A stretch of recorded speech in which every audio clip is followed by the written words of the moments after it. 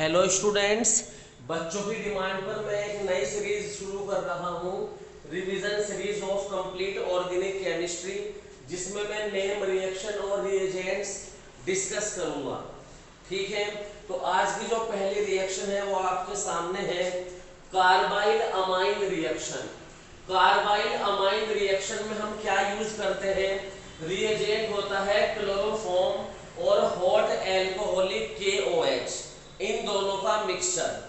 ठीक है, और हमारा रिएक्टेंट होता है कोई भी प्राइमरी अमाइन। अमाइन में भी एलिफेटिक और में भी एरोमेटिक, उसमें प्राइमरी शब्द आया है तो फंक्शनल ग्रुप NH2 होना चाहिए। दूसरी बात, इस रिएक्शन से जो प्रोडक्ट बनते हैं वो आइसोसाइनाइड बनते हैं। किसी भी अमाइन को ले बनेगा आइसोसाइनाइड, किसी भी प्राइमरी अमाइन से, एलिफेटिक या एरोमेटिक। तीसरी बात, बैलेंस्ड केमिकल इक्वेशन। जैसे मान लीजिए मेरे पास इथाइल अमाइन है और इसकी रिएक्शन मैंने किससे कराई? क्लोरोफॉर्म प्लस KOH से कराई, और ये KOH कैसा है? हॉट है और एल्कोहलिक है। तो यहाँ पर क्या रिएक्शन होगी? 3Cl से कितने K रिएक्शन करेंगे? 3। तो मुझे 3 KOH लेने पड़ेंगे, जिससे 3 KCl बन जाए। 3 KCl निकल गए। अब 2 H ये रहे जो N से कनेक्टेड है, 1 H ये रहा जो X से कनेक्टेड है। तीनों H कैसे हैं? एसिडिक, क्योंकि यहाँ पर क्लोरोफॉर्म में तीनों क्लोरीन का स्ट्रॉन्ग -I लगकर इस CH के H को एसिडिक बना रहा है, और ये दोनों H तो इलेक्ट्रोनेगेटिव नाइट्रोजन से जुड़े ही हैं, तो तीनों H हट जाएंगे और ये क्या बन जाएगा? 3H2O। अब बचा क्या? C2H5N, C2H5N, और बस एक कार्बन बचा रह गया, वो आपस में कनेक्टेड होंगे और इस तरह से आइसोसाइनाइड बन जाएगा। ध्यान रहे, मैंने मैकेनिज्म डिस्कस नहीं किया, सिर्फ बैलेंस इक्वेशन लिखने का तरीका बताया है। This is not the mechanism, ये आप समझते भी है। नंबर डी पे मैंने इंपॉर्टेंट बात क्या लिखी है? Rate of carbyl amine reaction. इसका अगर मैकेनिज्म देखेंगे तो पता चलेगा कि रिएक्शन का जो रेट है वो अमाइंस की बेसिक स्ट्रेंथ के डायरेक्टली प्रोपोर्शनल है। यानी कि जिस अमाइन का Kb जितना ज्यादा होगा, मतलब pKb जितना कम होगा, Kb ज्यादा pKb कम, वो अमाइन उतनी ज्यादा बेसिक होगी और रेट ऑफ द रिएक्शन भी उतना ही ज्यादा होगा। इथाइल अमाइन का रेट ज्यादा है, मिथाइल अमाइन का कम है, क्योंकि इसमें इथाइल का क्या लग रहा है? +I, और इसमें मिथाइल का +I इथाइल का ज्यादा होता है, मिथाइल का कम होता है, तो इसका रेट इसलिए ज्यादा है। इस तरह के क्वेश्चन भी खूब आते हैं नीट और जेईई मेंस में। 4 अमाइन दे देता है, पूछता है कि कौन कार्बाइल अमाइन टेस्ट देगा, कौन नहीं। एक्चुअली जो आइसोसाइनाइड है, also known as carbyl amine, इसमें बड़ी फॉल स्मेल होती है। लैब में अगर एक बार बन जाए 10 दिन तक आप एंटर नहीं कर सकते, इतनी फॉल स्मेल इसमें आती है, बड़ी दुर्गंध होती है आइसोसाइनाइड में। तो ये एक टेस्ट है केवल प्राइमरी अमाइन का। प्राइमरी अमाइन वो होती है जिसमें NH2 फंक्शनल ग्रुप होता है, चाहे वो NH2 सेकेंडरी कार्बन से कनेक्टेड है, चाहे वो टर्शरी कार्बन से कनेक्टेड है। याद रहे, अमाइन की जब हम प्राइमरी, सेकेंडरी, टर्शरी कैटेगरी देखते हैं तो नाइट्रोजन की डिग्री देखते हैं, कार्बन की डिग्री नहीं देखते। तो जिसमें भी NH2 फंक्शनल ग्रुप होगा वो इस कार्बाइल अमाइन टेस्ट को देगा, अदरवाइज नहीं। तो आ जाइए, N मिथाइल बेंजीन। आपको नाम IUPAC और कॉमन आने चाहिए। कॉमन और IUPAC नाम भी दे सकता है पेपर में, खुद स्ट्रक्चर बना के देखेंगे NH2 है या नहीं। This is N methyl aniline, NH2 नहीं है तो नहीं देगा। NN डाइमिथाइल एनिलीन, NH2 नहीं है तो नहीं देगा। N इथाइल एनिलीन नहीं देगा।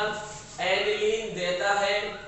पैराटोलुइडीन ये भी देगा क्योंकि NH2 है। इथाइल अमीन प्राइमरी अमीन है तो कार्बाइल अमाइन देगा। पैरामिथाइल बेंजाइल अमीन ये भी देगा। आइसोप्रोपाइल अमीन NH2 है तो ये भी देगा, भले ही सेकेंडरी कार्बन से जुड़ा है या टर्शियरी से NH2 है तो देगा। यहाँ सेकेंडरी अमाइन है ये नहीं देगा।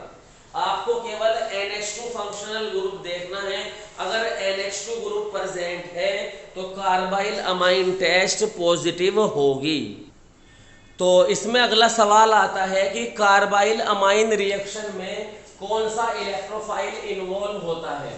हमारी रिएजेंट है क्लोरोफॉर्म, जिसका हाइड्रोजन मैंने पहले भी बताया 3 क्लोरीन के स्ट्रॉन्ग कुमुलेटिव -I इफेक्ट की वजह से एसिडिक है, क्योंकि इसके ऊपर यहाँ आ जाता है पॉजिटिव चार्ज।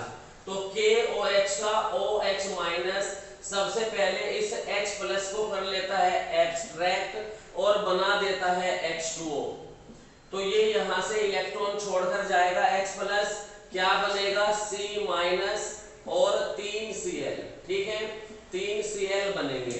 अब कार्बन पर नेगेटिव चार्ज भी है और एक अच्छा लिविंग ग्रुप भी है, तो लिविंग ग्रुप तुरंत लीव कर जाएगा और ये क्या बन जाएगा, न्यूट्रल कार्बन विद 2 क्लोरीन। इसे बोलेंगे डाइक्लोरोकार्बीन। क्या बनाए, डाइक्लोरोकार्बीन। यही वो इलेक्ट्रोफाइल है जो कार्बाइल अमाइन रिएक्शन में इन्वॉल्व है। पर इसके पास तो लोन पेयर है, ये इलेक्ट्रोफाइल कैसे हुआ। कई बच्चों के दिमाग में ये भी डाउट रहेगा, क्योंकि बच्चों को सिखाया जाता है कि लोन पेयर हुआ तो वो न्यूक्लियोफाइल होगा। अरे बेटे, लोन पेयर भी होना चाहिए और ऑक्टेट भी पूरा होना चाहिए, तब वो न्यूक्लियोफाइल होता है। यहां देख, कार्बन के पास अगर मैं लोन पेयर को भी काउंट करूं केवल 6 इलेक्ट्रॉन है। देख कैसे, 2 इस बॉन्ड में, 2 इस बॉन्ड में 4 और 2 ये रहे 6। डाइक्लोरोकार्बीन में या किसी भी कार्बीन में कार्बन का अपना ऑक्टेट ही पूरा नहीं होता, उसका खुद का तो पूरा हो नहीं रहा, वो दूसरों को क्या देगा। अगर ऑक्टेट पूरा हो और लोन पेयर भी हो तब वो न्यूक्लियोफाइल होता है। यहाँ कार्बीन में इसका अपना ऑक्टेट पूरा नहीं है तो ये नहीं दे सकता इलेक्ट्रॉन, ये लेना चाहेगा लोन पेयर और इलेक्ट्रोफाइल कहलाता है, होता भी इलेक्ट्रोफाइल है। इस पर न्यूमेरिकल भी पूछा जा सकता है। न्यूमेरिकल एक बार ध्यान से पढ़ लो।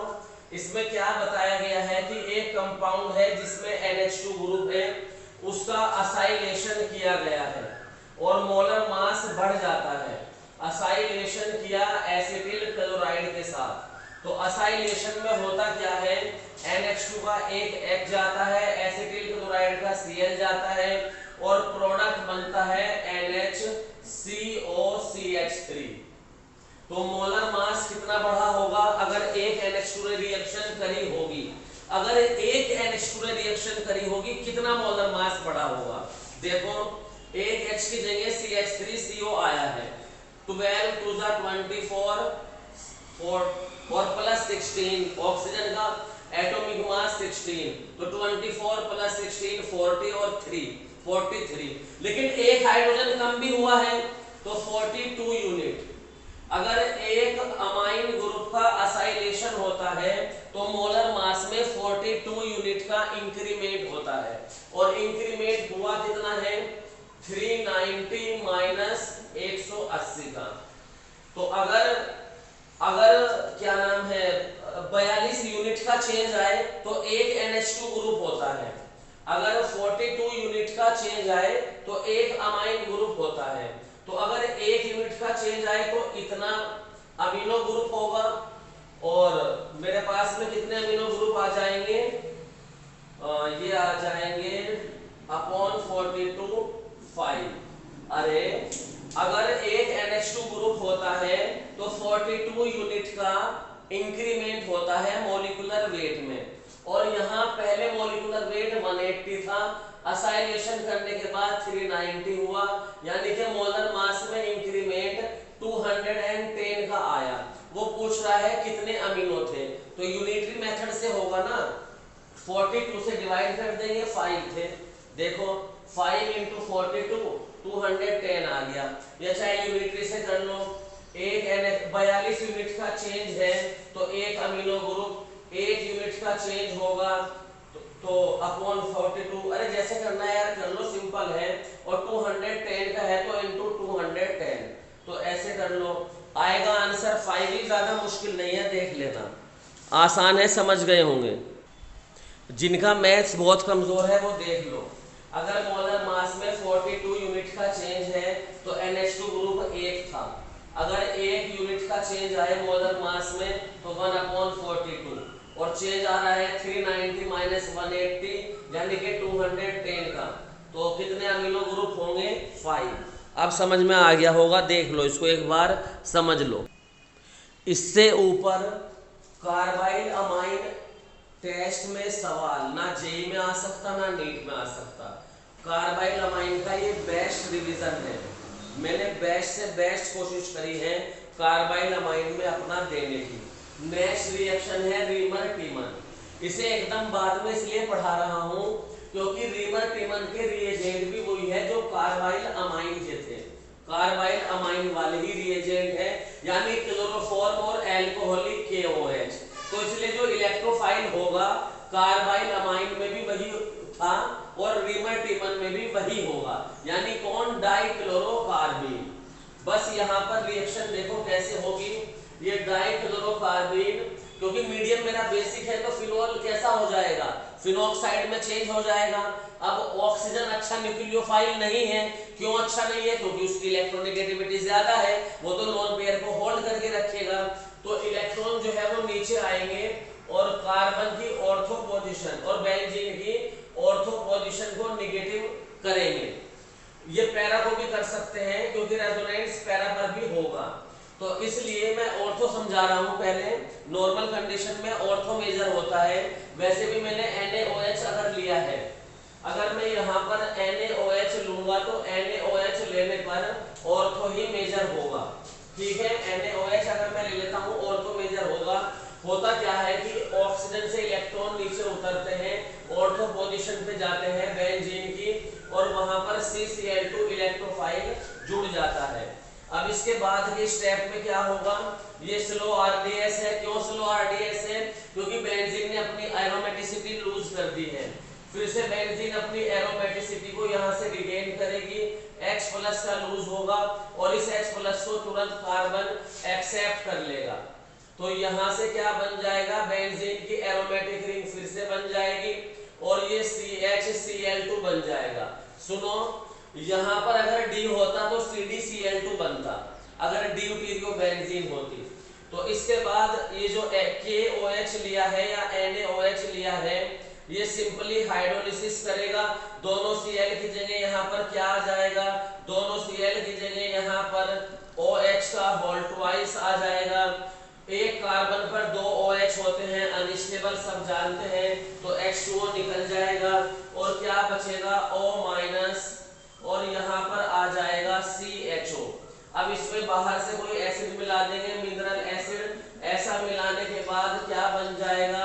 यहाँ पर OH आएगा और यहाँ पर CHO आएगा, सैलिसिल एल्डिहाइड बन जाएगी, ठीक है। अगर NaOH यूज किया है तो ऑर्थो सैलिसिल एल्डिहाइड बनती है। इसका कारण क्या है मैं वो भी समझा देता हूँ। इसका कारण सिर्फ इतना सा है कि अगर आप यहाँ मैकेनिज्म देखें तो मैकेनिज्म में ये H है, ये डबल बॉन्ड O है, और यहाँ पर Na+ क्या बनाता है? एक 6 मेंबर्ड साइक्लिक ट्रांजिशन स्टेट बनाता है। Na+ यहाँ पे एक रिंग बनाता है, 6 मेंबर्ड साइक्लिक ट्रांजिशन स्टेट, एक चिलेशन करता है। देखो 1 2 3 4 5 6 मेंबर्ड साइक्लिक रिंग बन गई। ये रिंग K+ नहीं बना सकता, K+ का साइज बड़ा होता है, तो K+ ऑर्थो पोजीशन को स्टेबलाइज नहीं कर सकता, ठीक है। तो NaOH की प्रेजेंस में इसलिए ऑर्थो सैलिसिल एल्डिहाइड बना क्योंकि Na+ ने ऑर्थो पोजीशन पर 6 मेंबर्ड साइक्लिक एक चिलेशन किया है। और दूसरी बात, ऑर्थो पोजीशन 2 है, पैरा पोजीशन अकेली है, तो ऑर्थो का रेशियो इसलिए भी ज्यादा रहता है। और वैसे भी वैसे तो आपने नॉर्मल रिएक्शन में पढ़ा होगा कि पैरा प्रोडक्ट ज्यादा बनता है, लेकिन यहाँ ऑर्थो के ज्यादा बनने का एक कारण और ये भी है कि OH में और CHO में यहाँ पर क्या हो जाएगा? इंट्रामोलिकुलर हाइड्रोजन बॉन्डिंग हो जाएगी, मतलब प्रोडक्ट में भी क्या होता है? चिलेशन होता है। तो कुल मिलाकर ऑर्थो प्रोडक्ट ज्यादा डोमिनेट करता है। ठीक, अगर KOH यूज कर ले तो K प्लस यहाँ पर फिट नहीं बैठता, चिलेशन नहीं हो पाता। उस कंडीशन में CCl2, मैंने बोला था ना कि नेगेटिव चार्ज पैरा तक जाता है, उस कंडीशन में CCl2 पैरा पोजीशन पे जाता है और वहां पर हाइड्रोलिसिस के बाद CHO बनता है। तो पैरा प्रोडक्ट KOH के साथ लिटिल अमाउंट में ज्यादा होता है। ठीक, और वैसे नॉर्मल रिएक्शन में जो एरोमेटिक इलेक्ट्रोफिलिक सब्स्टिट्यूशन होती है उनमें ऑर्थो ज्यादातर माइनर होता है, पैरा ज्यादातर मेजर होता है ड्यू टू स्टेरिक हिंड्रेंस। लेकिन यहाँ कहानी अलग है। OH में स्टेरिक हिंड्रेंस हम नहीं देख सकते क्योंकि OH तो एक छोटा सा ग्रुप है। तो यहाँ हम हाइड्रोजन बॉन्डिंग, टेम्परेचर और चिलेशन के टर्म में एक्सप्लेन करते हैं कि क्यों रिएजेंट बदलने पर पैरा मेजर हो जाता है, नॉर्मली ऑर्थो मेजर होता है। ठीक है, आई होप अगर आपकी समझ में ना आया हो तो कमेंट बॉक्स में मुझे लिख देना, मैं बता दूंगा। वैसे आपकी समझ में आ गया होगा। ये मैकेनिज्म है जो कि बहुत ही सिंपल है, आप देख लो एक बार। तो चिलेशन की वजह से मेजर प्रोडक्ट रीमन रिएक्शन में क्या है, ऑर्थो है, पैरा नहीं है। हालांकि जो नॉर्मल रिएक्शन होती है एरोमेटिक वाली उनमें पैरा मेजर बनता है, लेकिन वहां पर कारण स्टेरिक हिंड्रेंस से दिया जाता है। OH का कोई स्टेरिक हिंड्रेंस नहीं होता तो उसकी वजह से मेजर ऑर्थो है क्योंकि यहाँ पे चिलेशन ज्यादा होता है। हाँ, अगर KOH यूज करोगे तो पैरा जो है वो लिटिल अमाउंट में ज्यादा जरूर बनेगा। आई होप क्लियर हुआ होगा। ये जो रीमन रिएक्शन है ये कार्बन टेट्राक्लोराइड के साथ भी हो जाती है। उस कंडीशन में यहाँ पर ये O माइनस है, यहाँ पर आता है CCl3 और इसका अगर NaOH या KOH से हाइड्रोलिसिस होगा तो ऑब्वियसली क्या बन जाएगा, कार्बन पर 3 OH आ जाएंगे। कार्बन पर क्या आ जाएंगे, 3 OH आ जाएंगे। जब 2 OH स्टेबल नहीं है तो 3 तो क्या होंगे, तो यहाँ से ये H2O निकल जाएगा और मुझे अल्टीमेटली यहाँ पर क्या मिल जाएगा, अल्टीमेटली O माइनस COOH मिल जाएगा।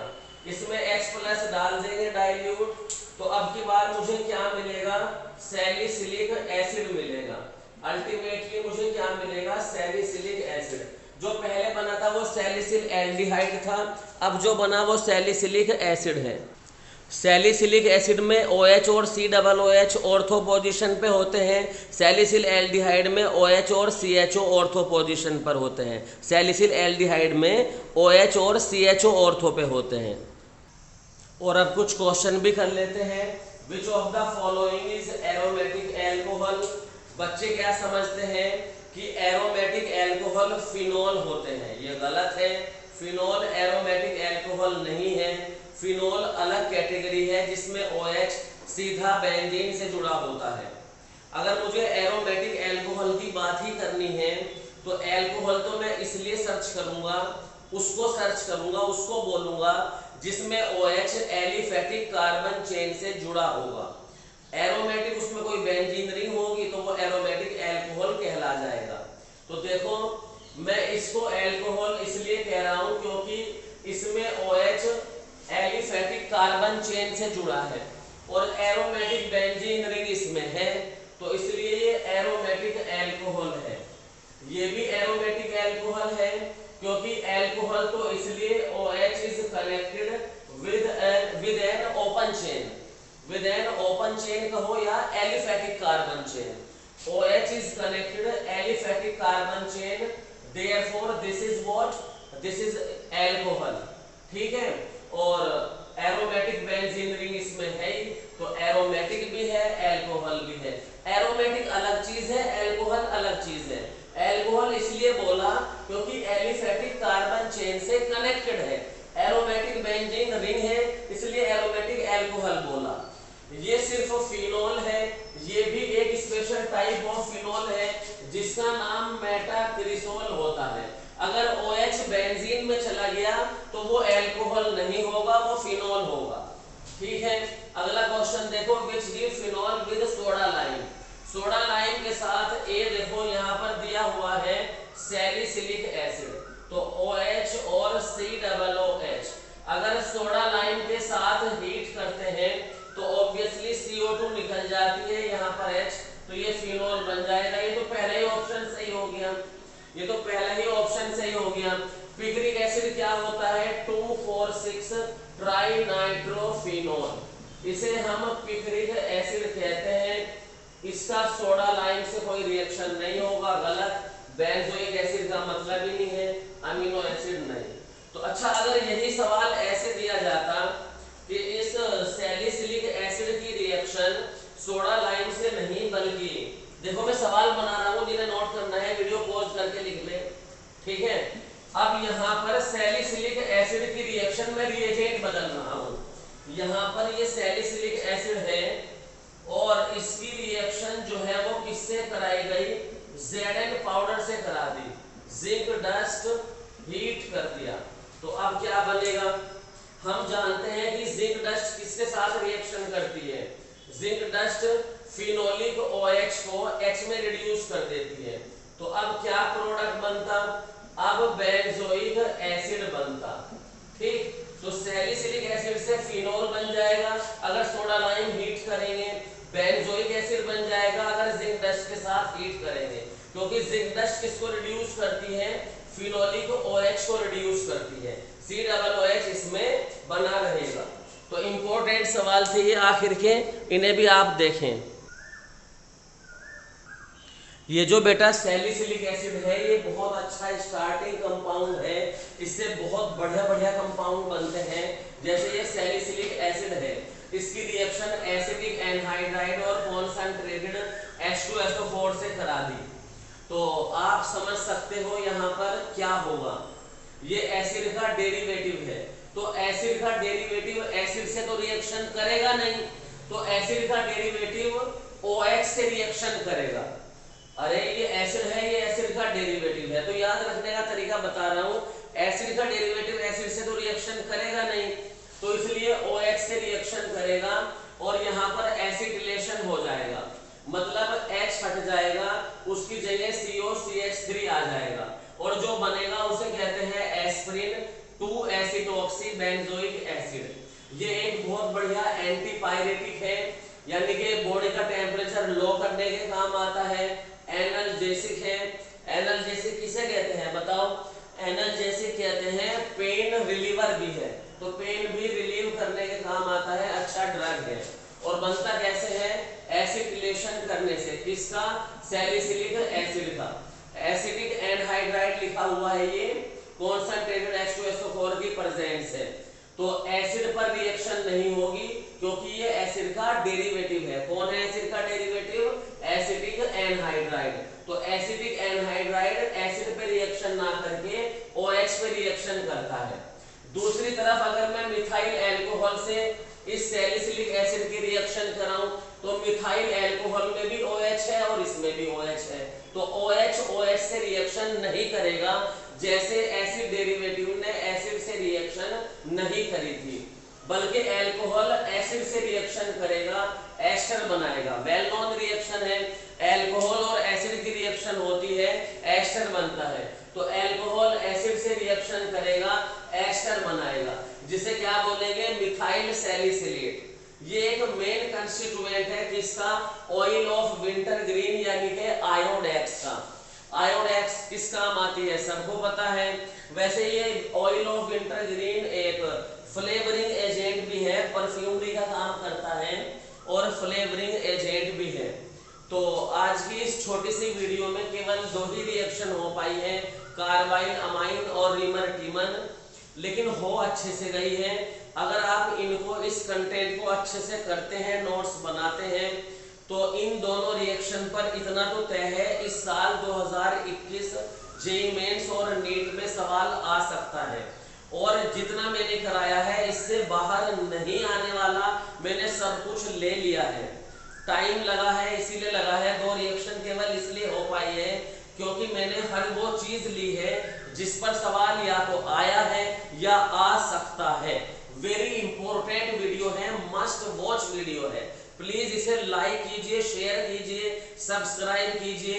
मेरा चैनल आपके लिए बहुत फायदेमंद है।